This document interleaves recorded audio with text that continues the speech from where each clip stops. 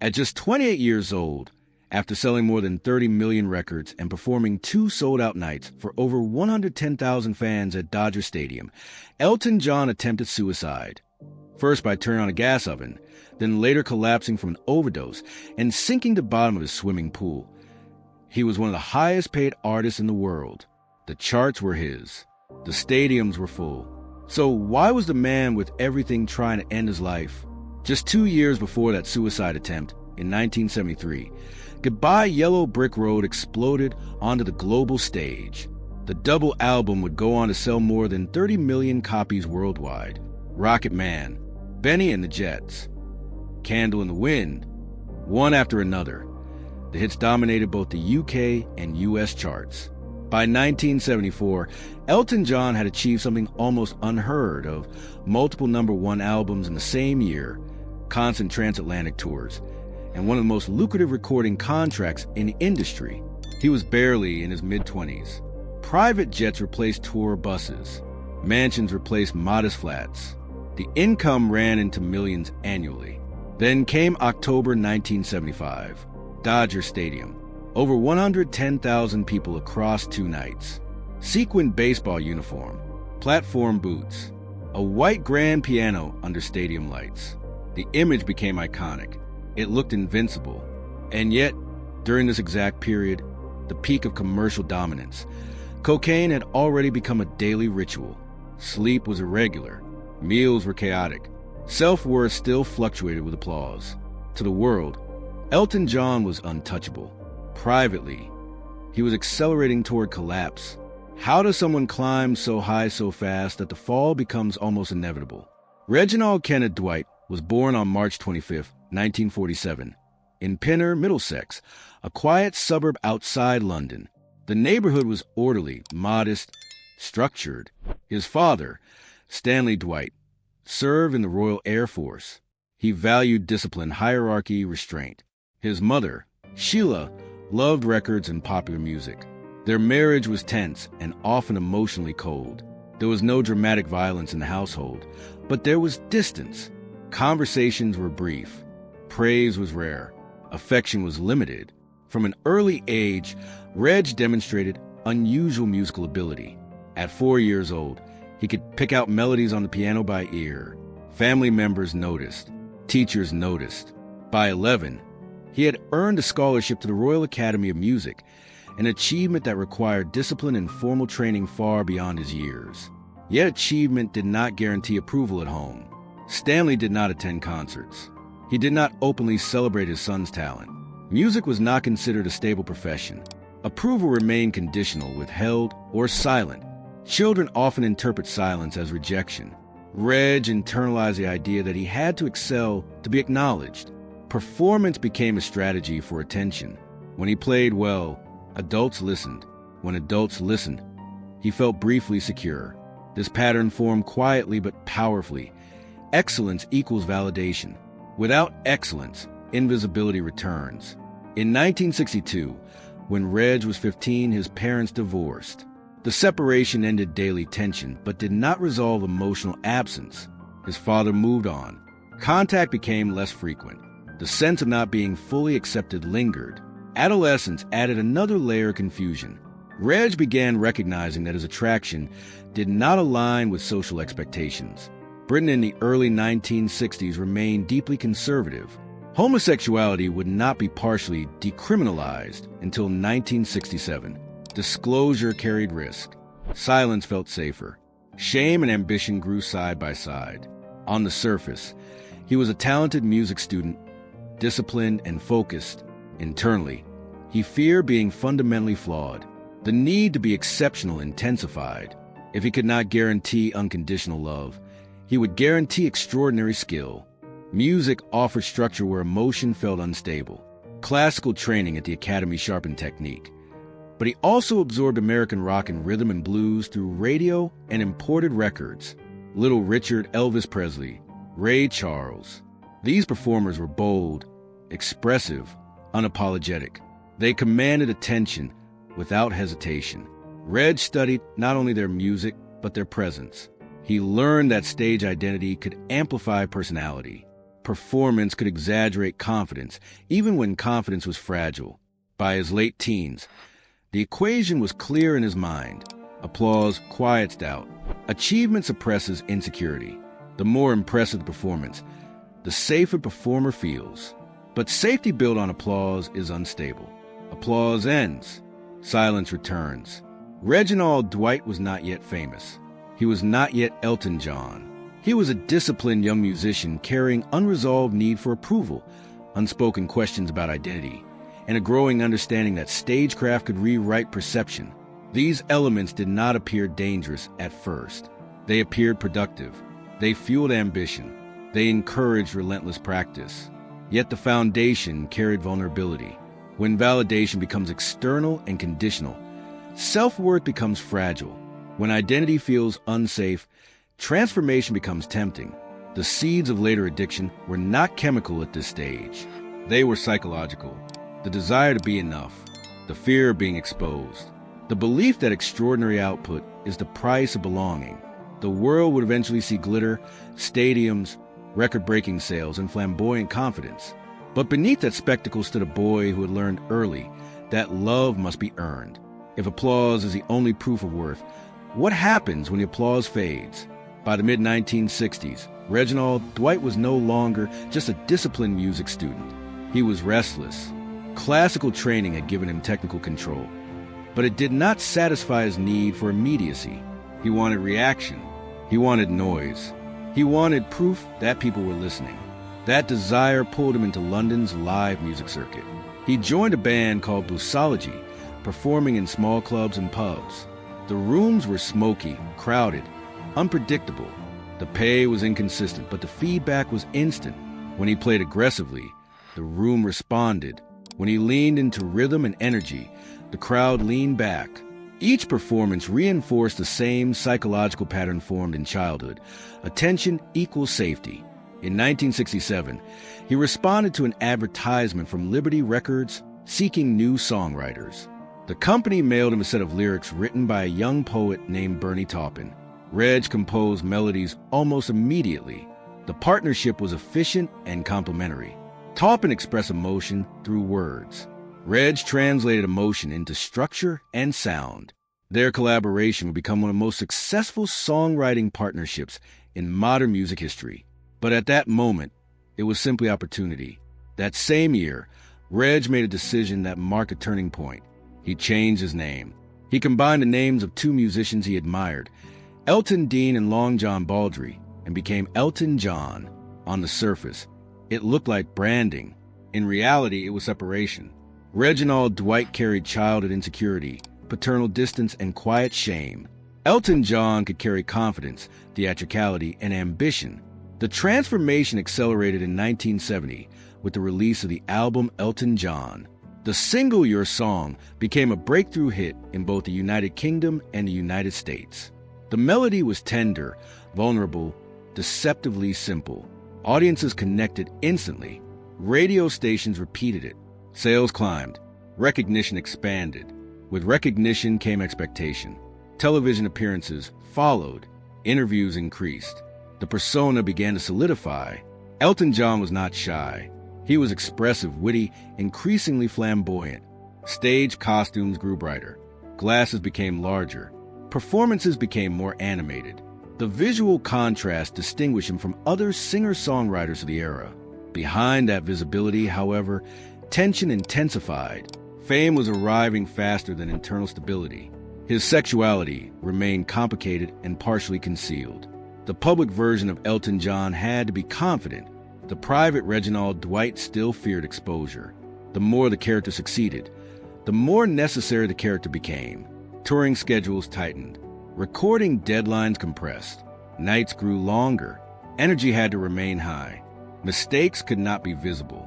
Early experimentation with cocaine entered the picture as both stimulant and social lubricant. At first, it seemed functional. It extended stamina.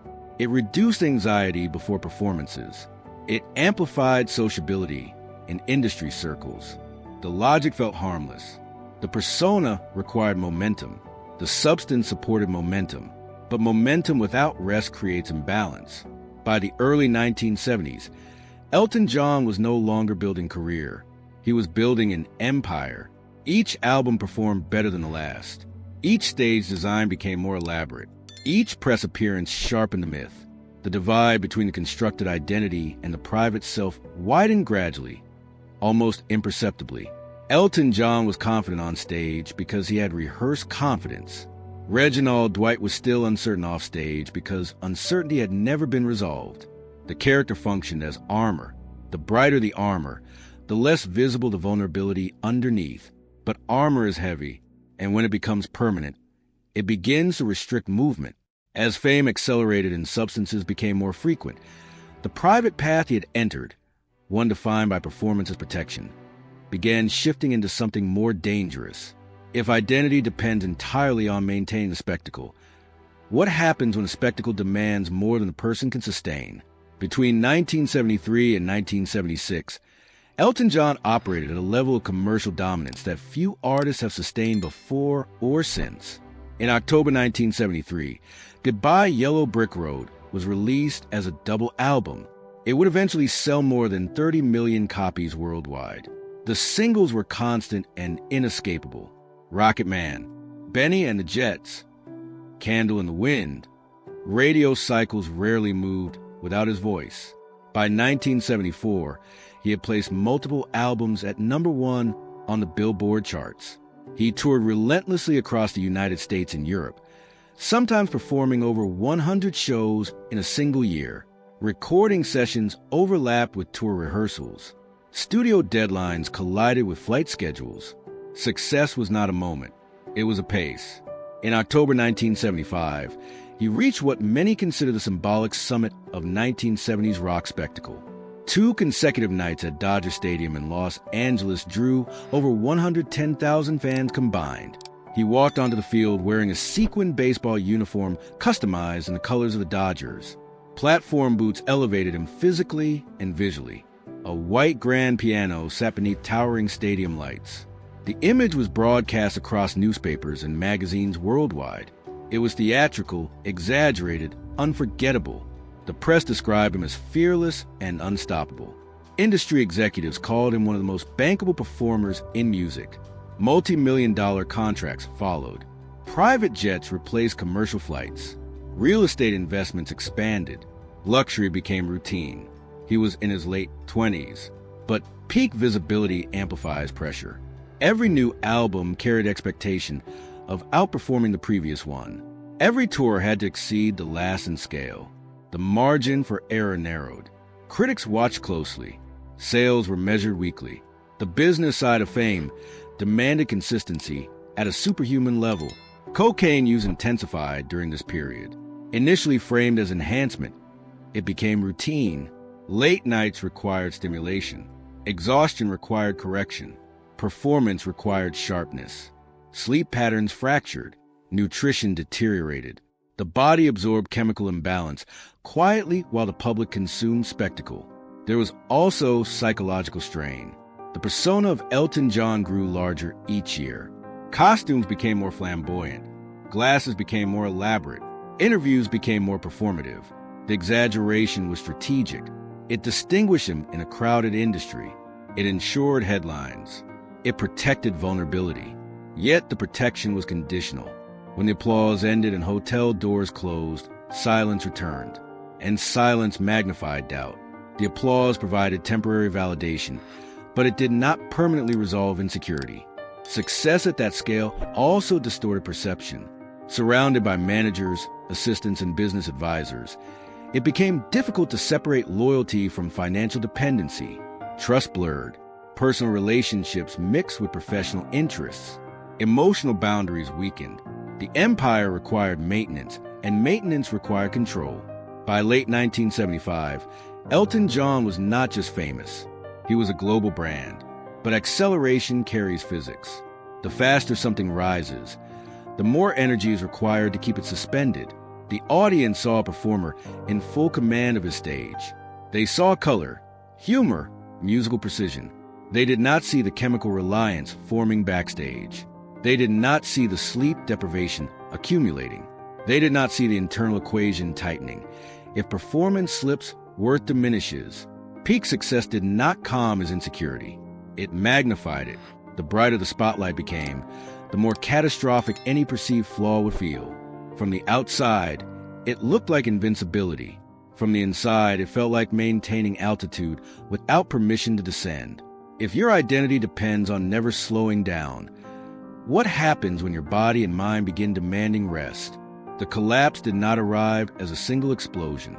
It unfolded as accumulation. By the mid to late 1970s, cocaine was no longer occasional. It was constant. Elton John has since admitted that during certain periods, he was using the drug every few hours. What began as a stimulant to survive, touring became a regulator for emotion. Before interviews, after performances, during long nights alone, cocaine flattened anxiety temporarily, then amplified it once the effect faded. The cycle demanded repetition. Alcohol joined the pattern. Champagne in dressing rooms, spirits after shows, late-night parties that stretched into mornings. Publicly, it appeared celebratory. Privately, it functioned as sedation. The combination of stimulants and depressants destabilized sleep, appetite, and mood. Irritability increased. Paranoia surfaced. Trust narrowed. At the same time, bulimia developed. After meals, he would purge. The behavior reflected control and punishment. When fame magnifies image, the body becomes scrutinized. For someone already prone to insecurity, physical perception can become distorted. Bulimia is rarely associated publicly with male rock icons, yet for Elton it became another hidden compulsion. The stage persona projected excess. The private ritual expressed shame. In 1975, the internal pressure reached a breaking point. He attempted suicide by placing his head in a gas oven. The attempt failed. Later, after taking an overdose of pills, he collapsed and was discovered at the bottom of his swimming pool. These were not symbolic gestures. They were acts of despair during the very period the world perceived him as untouchable. The contradiction was stark. Stadiums were full. Awards accumulated. Contracts expanded. Yet internally, he described feeling lonely, frightened, and disconnected from himself. Addiction does not require absence of success. It often coexists with it. In his case, success intensified isolation because fewer people felt safe enough to challenge him. Relationships grew volatile. His long-term association with manager John Reed mixed romance with business. Power dynamics blurred boundaries. Arguments intensified under the influence of drugs and exhaustion. Financial and emotional dependence overlapped. When professional structures become entangled with intimate ones, conflict becomes harder to escape. By the early 1980s, musical trends shifted. New genres emerged. Chart dominance slowed. While he continued releasing albums and touring, the cultural narrative was no longer entirely his. For someone who equated success with security, any decline felt threatening. Substance use escalated further as a coping mechanism. In 1984, he married Renata Blau in Australia. The decision surprised many. Publicly, it suggested stability. Privately, he would later describe it as confusion and an attempt to conform. Suppressing identity does not eliminate tension. It compounds it. The marriage lasted 4 years and ended in divorce in 1988. Emotional strain deepened. Shame intensified. During this period, financial habits reflected psychological imbalance. Millions of dollars were spent on properties, art collections, wardrobes, and impulsive acquisitions.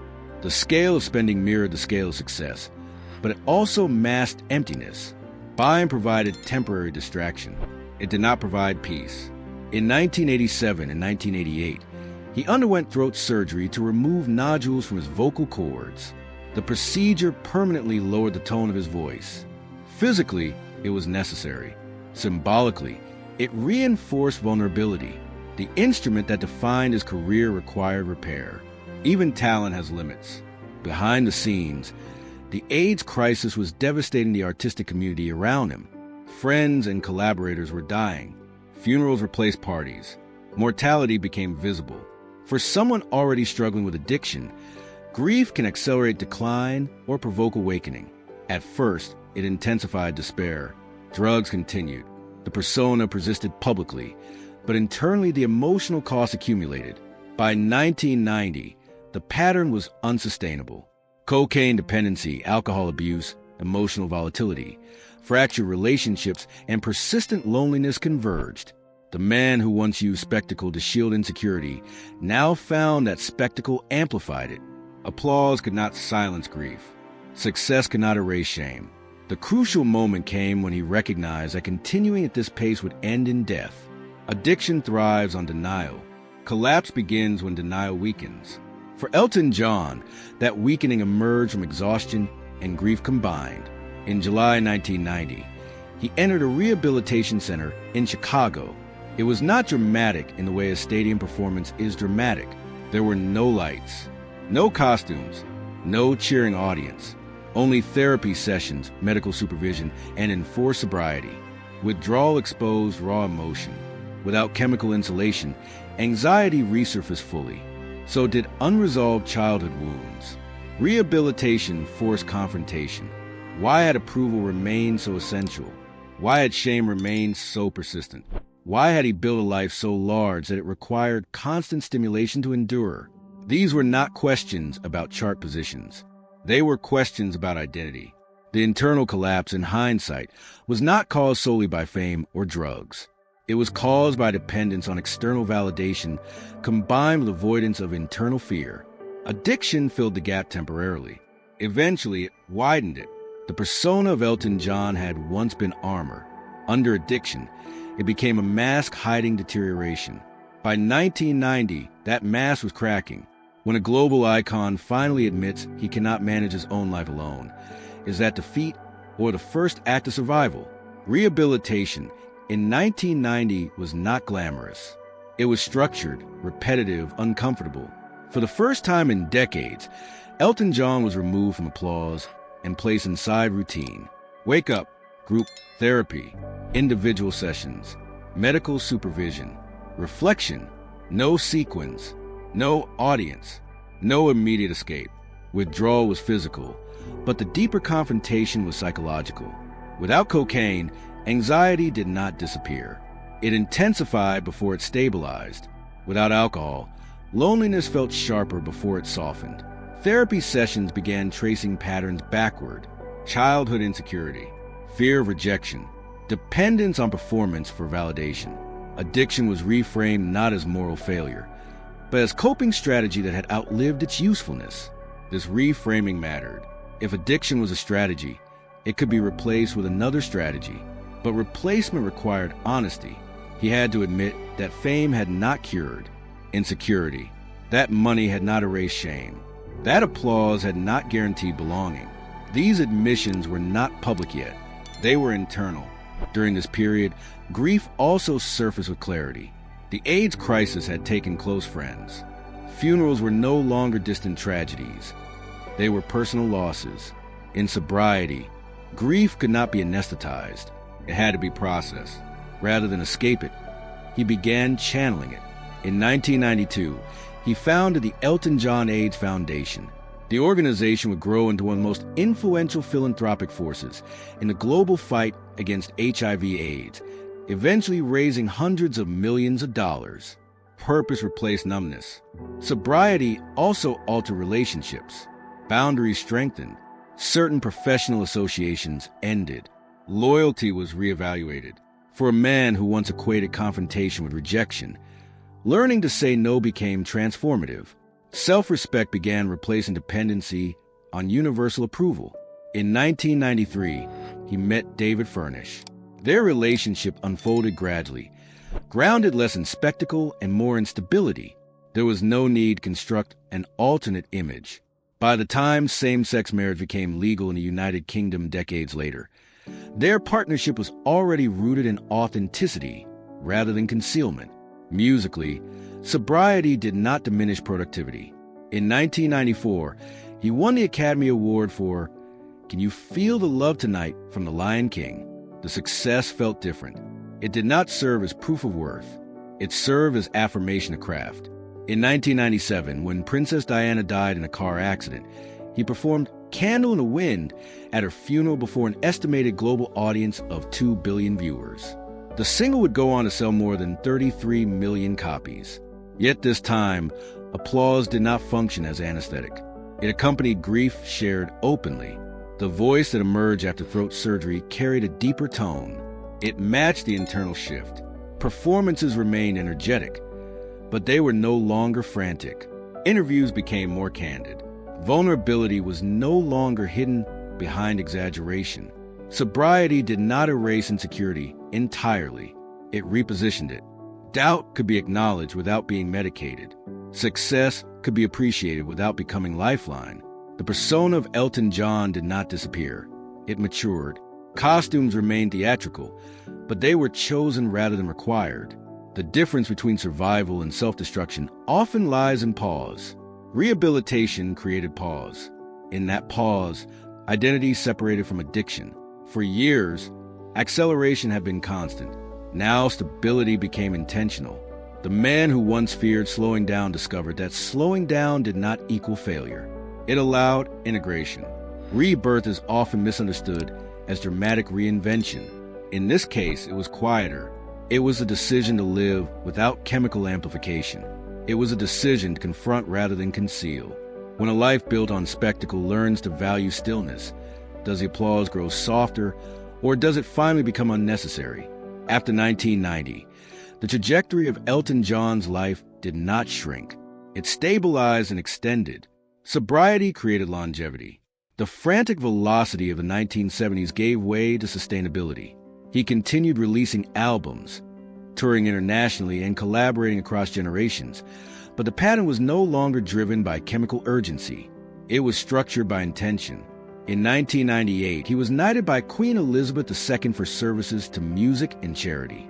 The title Sir carried institutional recognition. The child once denied paternal approval now stood formally acknowledged by the British establishment. Yet by that stage, validation from institutions held less emotional power than internal equilibrium. Recognition complemented stability rather than replacing it. The Elton John AIDS Foundation expanded throughout the 1990s and 2000s, funding prevention programs, treatment access, and anti-stigma campaigns across multiple continents. By the 2020s, the foundation had raised over $450 million. This work redefined his influence. He was no longer only a performer. He was an advocate leveraging fame for structural impact. Addiction had once narrowed his world to survival. Philanthropy expanded it beyond self. Family reshaped perspective. With David Furnish, he built a domestic life rooted in openness rather than concealment. They became parents to 2 sons, born in 2010 and 2013 through surrogacy. Fatherhood altered the concept of legacy. It was no longer centered on chart positions or costume archives. It became about emotional availability, presence, and modeling resilience. Professionally, he remained relevant. In 2020, he won a 2nd Academy Award for I'm Gonna Love Me Again. The achievement demonstrated generational continuity. Decades after Dodger Stadium, he was still shaping contemporary culture. Yet the emotional relationship to success had shifted. Awards no longer functioned as survival tools. They functioned as acknowledgments of craft sustained over time. In 2018, he announced the Farewell Yellow Brick Road tour, framed as his final global tour. Spanning 5 years and more than 300 shows, it grossed over $900 million, becoming one of the highest-grossing tours in history. The scale was monumental, but the tone was reflective. It was closure, not conquest. He chose when and how to step back from the road. Control, once lost addiction, had returned. The cultural footprint of Elton John remains expansive. Over 300 million records sold. Iconic stage aesthetics that influence generations of performers. Public discussions around sexuality and masculinity shaped by visibility during eras when openness carried risk. Yet statistics alone do not capture the full legacy. His life demonstrates that fame magnifies both talent and vulnerability. Addiction magnifies avoidance. Recovery magnifies accountability. The arc from near self-destruction to sustained impact reframes his career not as uninterrupted triumph, but as survival followed by integration. When the costumes are archived and the final tour concludes, what endures is not just spectacle, It is the proof that a life once driven toward collapse can redirect toward contribution. Elton John's story contains contradiction at every stage. A global icon who once lay at the bottom of a swimming pool after an overdose. A man with 110,000 fans in a stadium who privately felt alone. A performer defined by excess who ultimately chose restraint. The numbers are extraordinary. Hundreds of millions of records sold, multiple Academy Awards, record-breaking tours. But the more revealing numbers are different. The year 1990, the day he entered rehabilitation. The decision to confront rather than continue. Fame did not create his insecurity, but it amplified it. Cocaine did not create his fear, but it numbed it temporarily. When both amplification and numbing failed, collapse followed. The turning point arrived not through applause, but through admission of vulnerability. His life after addiction does not erase the darkness before it. It contextualizes it. The spectacle that once shielded shame became expression rather than armor. Success continued, but dependency on success diminished. The central tension of his story is not between fame and obscurity. It is between avoidance and honesty. For years, avoidance nearly ended everything. Honesty extended everything. When a performer steps off stage and chooses to live without chemical escape, without constant validation, without self-punishment, the victory is quieter than a standing ovation, but it is more durable. If the stadium had been the measure of his worth, collapse would have been inevitable. By redefining worth beyond the stadium, he changed the ending.